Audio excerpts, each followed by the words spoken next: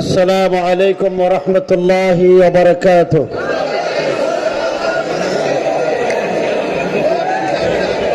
আমি আপনাদের কাছে অনুরোধ করব,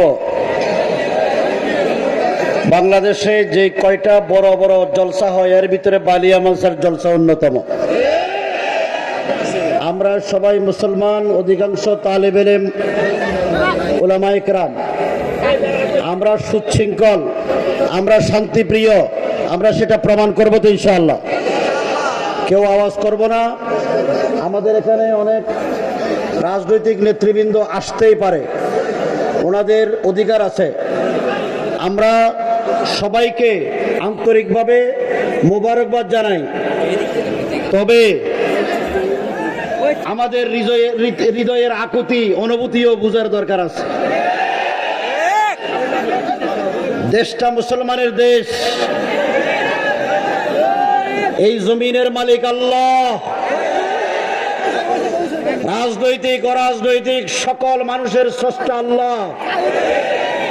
সুতরাং আগামীর বাংলাদেশ হবে ইসলামের,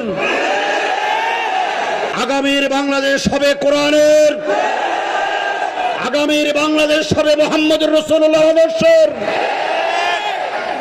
আমরা ইনশাআল্লাহ নবীজি সাল্লাল্লাহু আলাইহি ওয়াসাল্লামের আদর্শ অনুযায়ী বসি সুন্দরভাবে। যেই সমস্ত মেহমানরা আছেন, কথা বলেছেন, যাদেরকে দাওয়াত করে আনা হয়েছে ওনারা কথা বলবেন। আপনারা মেহমানরা কথা বলার সময় আমরা আমাদের আদর্শ দেখাবো, আমরা উচ্ছৃঙ্খলতা করবো না, করবো এই ওয়াদা ইনশাআল্লাহ।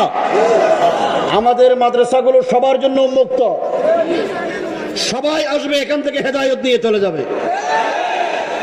এই জন্য সবাইকে আসতে দিতে হবে, কথা বলতে দিতে হবে।